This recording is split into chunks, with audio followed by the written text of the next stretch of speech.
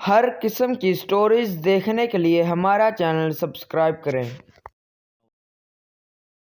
नगर नाम का एक छोटा सा गांव था।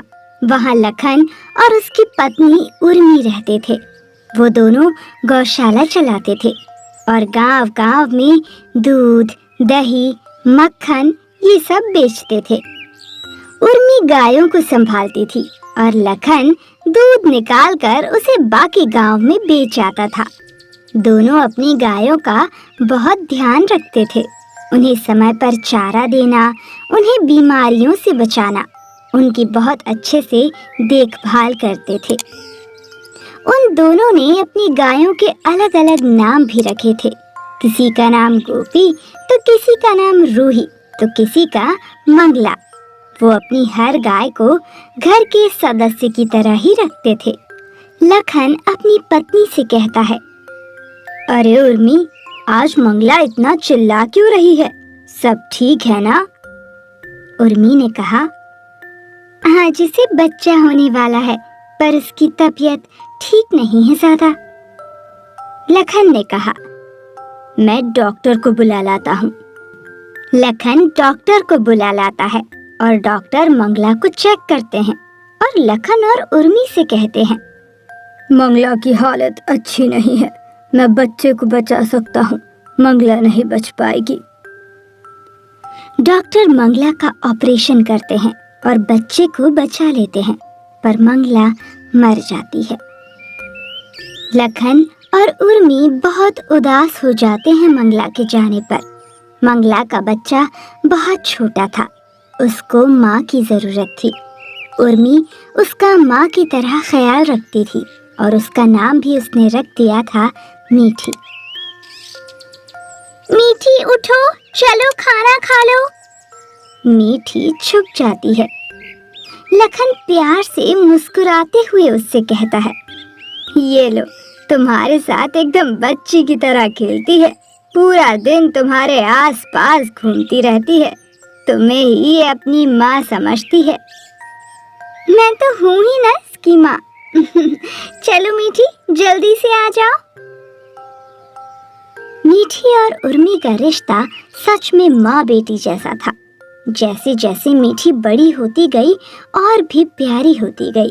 वो एकदम सफेद रंग की लाल आंखों वाली, प्यारे से सींग, और उर्मी उसे इतना सजा के रखती थी। उसके गले में प्यारी सी घंटी, पैरों में घुंघरू, सर पे तिलक लगा कर रखती थी। कोई भी उसे देखता तो बस देखता ही रह जाता था। मीठी न सिर्फ सुंदर थी, पर उसके आने के बाद उर्मी और लखन का व्यापार भी अच्छा हो गया था। उनके पास काफी पैसा भी आ गया था। एक दिन लखन का भाई उसके घर आता है अपनी पत्नी के साथ। लखन का भाई कमल कहता है, अरे वाह भैया, आपका व्यापार तो और भी अच्छा हो गया है। आपने तो बहुत तरक्की कर ली है। कमल की पत्नी चंपा कहती है, हाँ, इतना अच्छा मकान, पैसा, सब कुछ, ये सब कैसे कर लिया आप दोनों ने? उर्मी चंपा से कहती है, ये तो सब मीठी के शुभ कदमों से हुआ है। बहुत प्यारी है मीठी। मेरी मीठी के आने के बाद सब कुछ अच्छा होता चला गया। अरे वाह भाभी, ये तो बहुत अच्छी बात है। हमारा तो कारोबार ही ठप हो गया है, क्या बताएं आपको। हाँ भैया, अगर आपके पास कुछ काम हो तो बताइएगा। अरे हमारा कारोबार तो वैसे ही इतना फैलता जा रहा है, तुम दोनों भी हमारे साथ ही काम कर लो। चंपा और कमल दोनों लखन और उर्मी के साथ ही गौशाला में काम करने लगे, पर वो गायों का उतना ख्याल नहीं रखते थे जितना कि लखन और उर्मी रखते थे। सिर्फ अपने भैया और भाभी को दिखाने के लिए वो थोड़ा बहुत काम कर लेते थे। उनका मकसद तो सिर्फ लखन और उर्मी के पैसों को पाना था। एक दिन अचानक उर्मी और लखन को दूसरे गांव जाना पड़ा। उर्मी चंपा से कहती है, चंपा, मेरी माँ की तबीयत बहुत खराब है। तुम और कमल यहाँ रहकर गायों का ख्याल रखना और मीठी का खास ध्यान रखना। वो गर्भवती है, हमें पता नहीं कितने दिन लग जाएं। दोनों को काम सौंप कर वो चले जाते हैं। चंपा अपने पति से कहती है, अरे वाह, अब आया है कुछ मौका कमाने का, अब मजा आएगा। चंपा और कमल गायों का बिल्कुल ध्यान नहीं रख रहे थे। उनका चारा भी उन्होंने बेच दिया और उन्हें खाना भी नहीं देते थे। मीठी गर्भवती थी, इसीलिए उसे ज्यादा भूख लगती और वो चिल्लाती थी। चंपा उसकी आवाज सुनकर चिढ़ती और उसे डंडे से मारती। सारी गायों का दूध निकालकर उसमें और पानी मिलाकर वो उससे ज्यादा पैसा कमाने लगे थे और गायों को ना तो ठीक से खाना मिलता था और ना ही उनका ख्याल रखा जाता था। चंपा अपने पति से कहती है, अरे सुनो, ये मीठी तो बहुत परेशान कर रही है, ना दूध दे रही है और खाना भी बहुत खा रही है। मैं तो कहती हूँ इसे कहीं छोड़ आते हैं, जान छूटेगी इससे। कमल कहता है, हाँ, और भैया और भाभी से कहेंगे कि मीठी भाग गई। दोनों मीठी को जंगल में कहीं दूर ले जाकर छोड़ देते हैं। बेचारी मीठी एक तो गर्भवती थी, दूसरा इतने दिनों से उसने कुछ खाया भी नहीं था। कमजोरी के कारण वो वहीं बैठ जाती है और दर्द से कराहने लगती है। वहीं से कमल का एक दोस्त गुजर रहा था।